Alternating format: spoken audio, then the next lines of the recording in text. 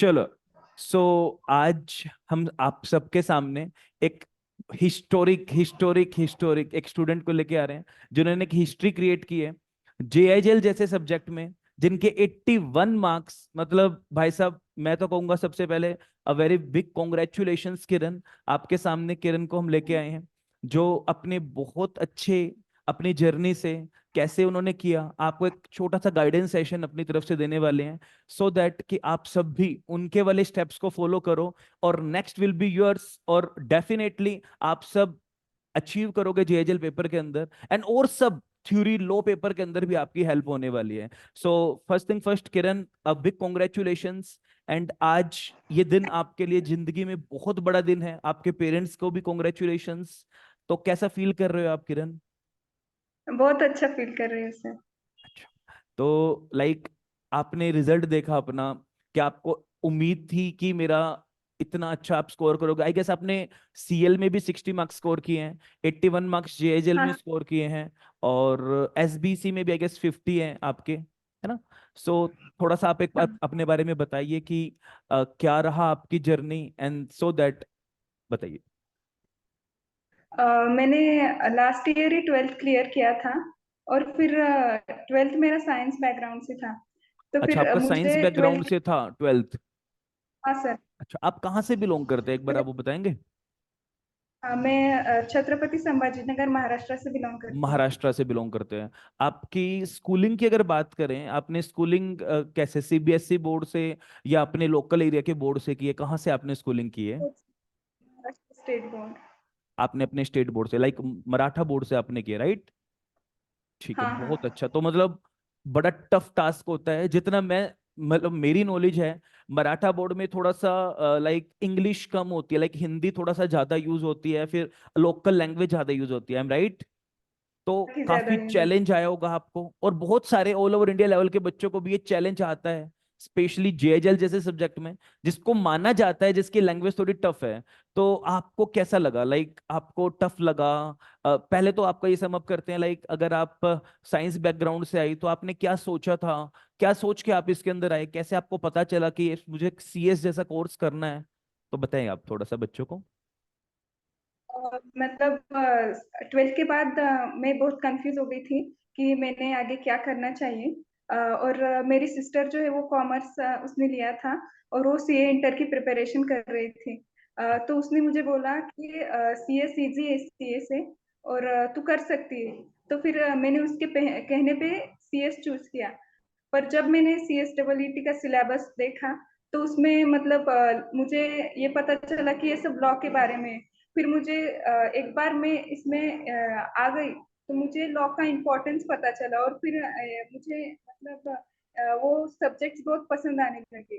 तो फिर मैंने as a career CSE choose कर लिया। तो आपकी सिस्टर ने आपको गाइड किया, वो जो सीए कर रहे हैं अभी हाँ। राइट नाउ, वो आपकी रियल सिस्टर है? यस सर, रियल सिस्टर है। ठीक है, तो उन्होंने आपको गाइड किया कि आपको सीएस करना चाहिए, देन आपने एंटर किया सीएसडब्ल्यूटी में, और फिर आपको लो अच्छा लगा, आपको लो की इंपॉर्टेंस पता चली। डन, बहुत अच्छा है। हाँ सर। तो मतलब कुछ चैलेंज आया आपको साइंस बैकग्राउंड से एकदम से लो फील्ड या डिफरेंट फील्ड में आने के लिए? मुझे ऐसा चैलेंजिंग लगा कि मैं एकदम से साइंस से कॉमर्स में आ रही हूँ। पर सभी टीचर्स मतलब एकदम बेसिक से पढ़ाते थे। तो इसलिए इतना प्रॉब्लम नहीं आया, मतलब बेसिक से पढ़ाते थे। इसलिए मुझे सब कुछ अच्छे अच्छे से समझ में आ गया, मतलब कंसेप्ट एकदम क्लियर हो गए। और जहाँ मुझे डाउट आता था मैं गूगल करके अपने मतलब डाउट्स को सॉल्व कर लेती थी।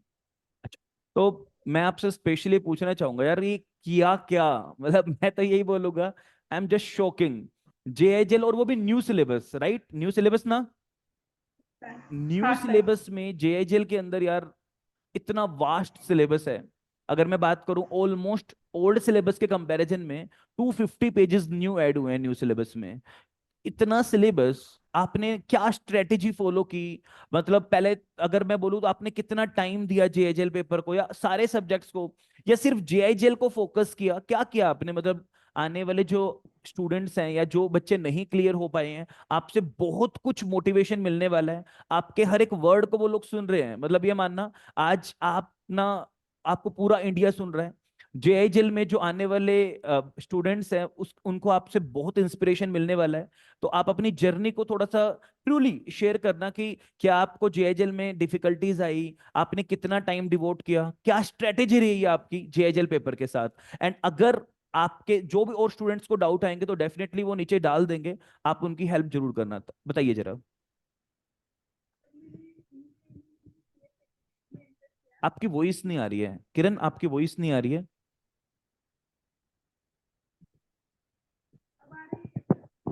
अब आ रही है, बोलिए। जब मैंने इनिशियली सीएस एग्जीक्यूटिव में एंटर किया ना, तो मुझे जी। सबसे ज्यादा डिफिकल्ट जो सब्जेक्ट लगा वो जेआईजीएल लगा था। मतलब उसमें ज्यादा टेक्निकल लैंग्वेज थी। तो, जी। तो फिर मैंने क्या किया, जो डिफिकल्ट सब्जेक्ट थे ना उस पे ज्यादा टाइम डिवोट किया। बिल्कुल मैं बिल्कुल। इनिशियल स्टार्टिंग से मैं जेआईजीएल को ही ज्यादा टाइम देती थी। और जी। फिर इतने बार रीड किया कि मुझे वो कीवर्ड्स एकदम से मेरे दिमाग में बैठ गए थे। और फिर एग्जाम में जाके मैंने कीवर्ड से ही कीवर्ड्स यूज करके अपने आंसर्स लिखे।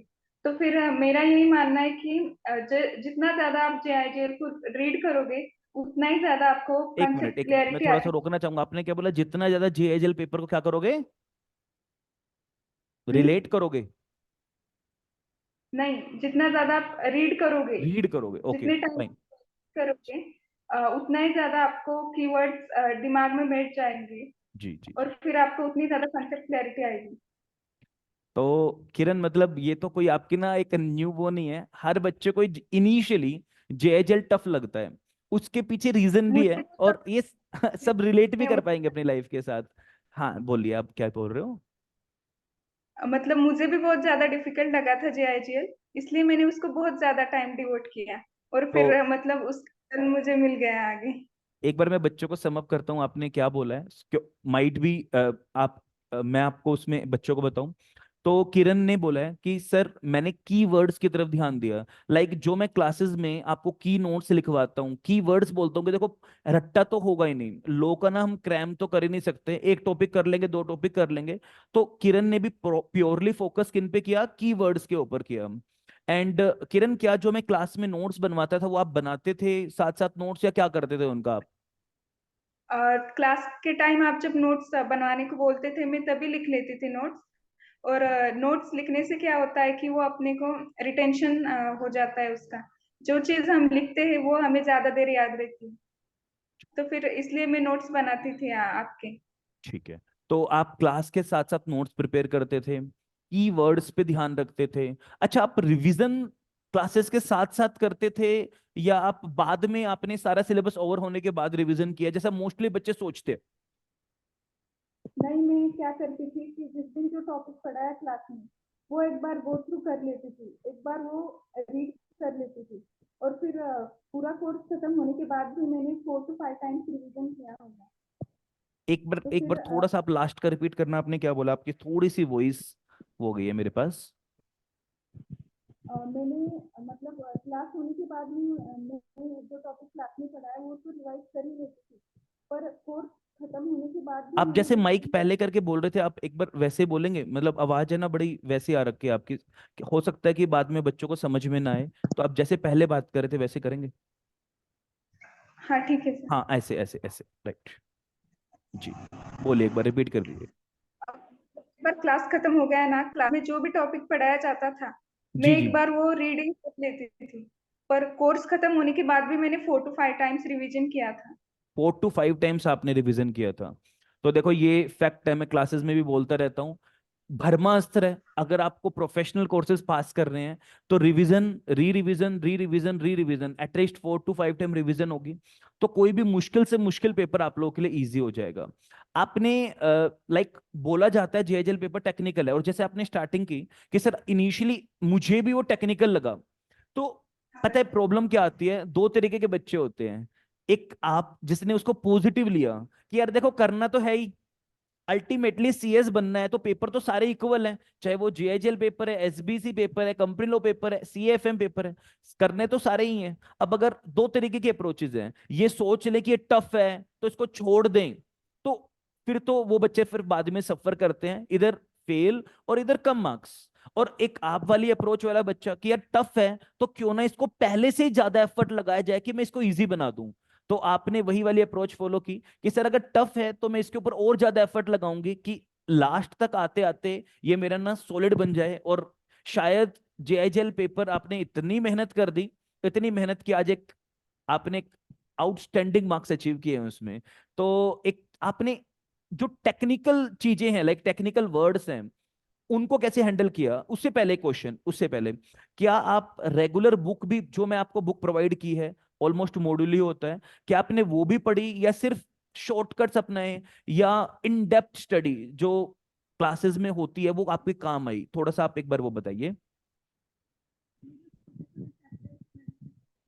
आपकी वॉइस फिर से चली गई है किरण, वॉइस फिर से चली गई है आपकी, नहीं आ रही, नहीं आ रही। अब आ रही है क्या सर? अब आ रही है, अब आ रही है। मैंने क्या किया कि जो छोटे छोटे छोटे चैप्टर्स है ना, जैसे administrative law, specific relief act, limitation act, registration act, ये छोटे छोटे चैप्टर्स मैंने मॉड्यूल से किए। और जो बड़े बड़े चैप्टर्स है ना, वो बुक से किए। तो फिर क्या हुआ कि मॉड्यूल में थोड़ा सा ज्यादा मतलब किया होता है, तो फिर जो बड़े चैप्टर्स थे ना वो मैंने बुक से किए, और बाकी छोटे चैप्टर्स के लिए मैंने मॉड्यूल ही रेफर अब पहले की तरह ही माइक किया। पकड़ो ना प्लीज। मैं आपको ट्रबल कर रहा हूँ बट पहले की तरह ही पकड़ो माइक, अदरवाइज स्टूडेंट्स को आवाज नहीं आएगी आपकी। जैसे आपने पहले माइक पकड़ा था ना वैसे। हाँ जी। मतलब मैंने जो छोटे चैप्टर्स थे ना नहीं वो आ रही, आपकी वॉइस नहीं आ रही है। कंफर्टेबल होके आराम से करो, जैसे आप करो ना, हाथ में पकड़ लो मोबाइल को, कोई इशू नहीं, आप हाथ में पकड़ कर आराम से करो, आ जाएगी वॉइस। जी। अब आ रही है। थोड़ी सी कम आ रही है, जैसे बीच बीच में आ रही है ना, उस तरीके से नहीं आ रही है। हम्म, नहीं आ रही है। बोलो, आप बोलो, बोलो। मतलब मैंने जो अब आ रही है, डन डन। स्मॉल चैप्टर्स है ना वो मॉड्यूल से किए थे, और जो बड़े बड़े चैप्टर्स है ना वो बुक से किए थे, क्योंकि बुक में थोड़ा सा कंसाइज वे में, क्लियर वे में दिया है ना, इसलिए ठीक। बड़े चैप्टर्स मैंने आपकी बुक से किए थे। और जो छोटे चैप्टर्स है ना वो पूरे मैंने पूरे मॉड्यूल से किए थे, और केस लॉ के साथ किए थे सभी। ठीक है। तो आपने जैसे क्लासेस में टेस्ट होते थे, तो आपने वो टेस्ट हाँ। दिए थे, कुछ राइटिंग प्रैक्टिस की थी खुद से, क्या किया था? मैंने टेस्ट भी दिए थे क्लास में, जो कंडक्ट किए गए थे। और मैंने क्वेश्चन प्रैक्टिस आपके बुक से की थी। आपके बुक में पास्ट ईयर क्वेश्चंस थे, वो मैंने क्वेश्चंस प्रैक्टिस की थी। और क्वेश्चन प्रैक्टिस से क्या होता है कि हम हमारी लेवल पता चलती है, हम कहाँ स्टैंड कर रहे हैं, ये सब हमें पता बिल्कुल चलता है। बिल्कुल तो बिल्कुल। इसीलिए question practice is also very important, and I had done so much question practice from your book. तो कुल मिला के आपने जो अपनी जर्नी में बताया है, अच्छा कितने घंटे आप देते थे, एक उसको और कंक्लूड कर दीजिए। आप जेएचएल पेपर को कितना आवर्स डिवोट करते थे पर डे? और ऐसा है कि आपने पहले जेएचएल कंप्लीट कर लिया है और सिलेबस बाद में किया है, या साथ साथ पैरेलली आपने चारों पेपर चलाए हैं, क्या किया है? पैरेलली किया है, साथ साथ सब किया है। तो चारों पेपर आपने इक्वली रन किए हैं। जेएचएल को कितना टाइम आप डिवोट करते थे, सो दैट कि आपका इतना बड़ा स्कोर किया आपने, कितना टाइम डिवोट करते थे आप जेएचएल पेपर को? क्लासेस तो अपने 2 घंटा फिक्स होते थे क्लासेस के। 2-3 आवर्स और फिर नॉर्मली, मतलब बाद नहीं इंक्लूडिंग क्लासेस या आफ्टर क्लास? इंक्लूडिंग क्लास में 3 to 4 आवर्स की वर्क करती थी। मतलब रियली गुड यार, मतलब नॉर्मल है, मतलब जैसे नॉर्मली 1.5 आवर की क्लास और उसके बाद आपने अगर 1 घंटा भी दिया, तो हाँ। कुल मिला के बच्चों को आप अपनी तरफ से कोई एक एडवाइस देना चाहो तो आप क्या एडवाइस दोगे कि जेएचएल में क्या करें कि जो टेक्निकलिटीज है आप उसको इंटरेस्टिंग बना पाओ? मेरा ये मानना है कि जो भी चीजें हम सीखते हैं जैसे आपकी हमें वॉइस फिर से चली प्रैक्टिकली ना। गई है, वॉइस वॉइस वॉइस। अभी आ रही है सर? हाँ, थोड़ा सा मैनेजेबल है, बोलिए। मेरा ये मानना है आपकी वॉइस नहीं आ रही है किरण। अभी आ रही है सर? अभी आ रही है। जो भी हम सीखते हैं ना वो हमें प्रैक्टिकल इंप्लीकेशन के साथ सीखना चाहिए। इसको प्रैक्टिकली रिलेट करके सीखना एक चाहिए, सेकंड और रुको, ये चली जाएगी इसके अंदर अपना। रिकॉर्डिंग में चली जाएगी, इतनी कम वॉइस, इतनी कम वॉइस चली जाएगी रिकॉर्डिंग में नहीं आएगी? एक बार विवेक सर को भी हाय बोल दो, आओ आओ नमस्कार जी। सर। 81 मार्क्स आए हैं स्टूडेंट के जेआईएल पेपर। ऑल द देखो, फर्स्ट ऑफ ऑल कॉन्ग्रेचुलेशन। हम तो अंकुश सर से कल से पार्टी मांग जी रहे हैं सर। और ये हमें पार्टी वार्टी दे नहीं रहे। तो फर्स्ट ऑफ ऑल कॉन्ग्रेचुलेशन, बहुत अच्छा लगा। आपके 81 मार्क्स है उस पेपर के अंदर, जिस पेपर के अंदर बच्चे मतलब बहुत लैग कर जाते हैं कि नहीं ये पेपर हमसे होगा नहीं, या हम इसमें क्या लिखेंगे।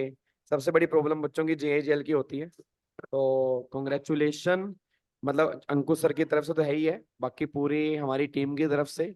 और हमेशा बस आप ऐसे आगे बढ़ते रहो, खुश रहो हमेशा, ठीक है। और एक सर थैंक इन्होंने यू सर। यही चीज रखी कि स्टेप बाय स्टेप पढ़ते गए। इनिशियली इनको भी जेएचएल पेपर से डर लगा, बट इन्होंने हिम्मत नहीं आ रही, ये लगे रहे कि यार जो टफ है उस पे और ज्यादा एफर्ट्स लगाने हैं।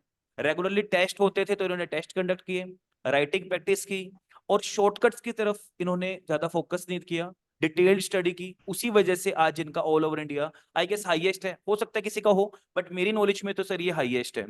और एक हमारी पूरी टीम की तरफ से एक हम ना एक वो बोलते हैं कि जेएचएल पेपर में, मैंने आप लोगों को बोला होगा कि अगर किसी स्टूडेंट के 80 प्लस मार्क्स आते हैं तो सर मैंने ना बोला हुआ है कि उसकी ना फुल फी रिफंड होती है।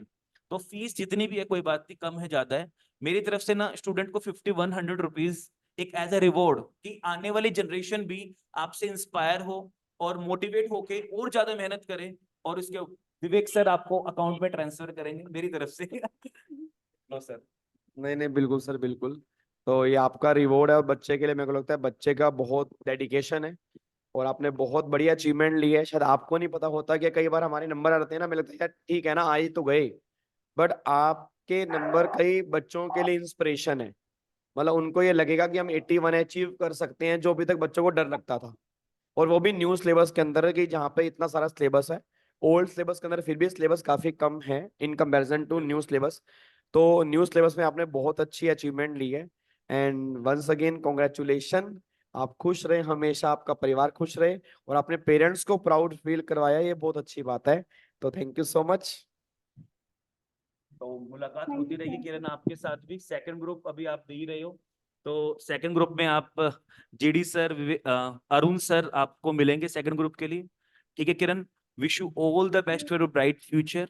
एंड चलो कॉन्ग्रेचुलेशंस अगेन। एंड लास्ट आप अपने जूनियर्स को बेस्ट विशेस दे दीजिए आने वाले फ्यूचर के लिए। मैं मतलब जूनियर को ये बोलना चाहूँगी कि कंसिस्टेंटली पढ़ो। Consistency is the key to success. Voice आपकी बहुत कम आ रही है, बहुत कम वॉइस आ रही है आपकी। बट चलो मैं आपकी तरफ से बोल देता हूँ, मेरे को सुन गए। उन्होंने बोला है कि बच्चों को कि आप मेहनत करते रहिए, डरो मत, और हर एक टास्क क्या करना तो है ही, तो चारों पेपर को इक्वल लेके चलो, टाइम मैनेजमेंट करो। एंड सबसे इंपॉर्टेंट जेएचएल पेपर में क्या है कि आप लोगों को ना कीवर्ड्स के ऊपर फोकस करना है और राइटिंग प्रैक्टिस करनी है। देन डेफिनेटली आने वाले रिजल्ट्स इससे भी बेस्ट होने वाले हैं। मेहनत करो, हार्ड वर्क करो, और वो डेफिनेटली एक दिन पेज ऑफ होता है। चलो Kiran, wish you all the best and goodbye to all of. Okay. Thank you sir.